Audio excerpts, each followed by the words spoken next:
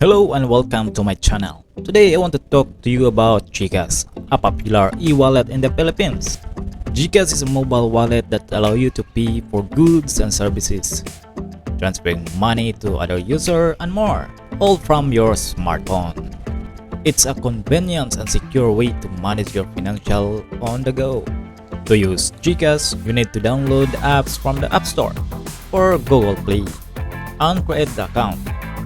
From there, you can add funds to your wallet using debit or credit card, or by transferring money from your linked bank account. Once you have money in your Gcash wallet, you can use to make purchases and participating merchants, pay bills, and more. You can also send money to other Gcash users, or withdraw cash from your wallet and any Gcash partner outlet.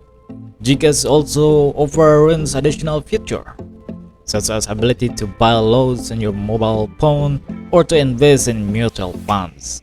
Overall, Gcash is versatile and convenient e-wallet that can help you manage in financial with ease.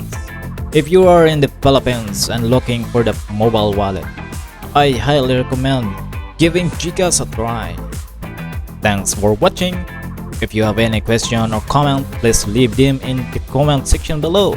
Don't forget to like and subscribe to my channel for more content like this.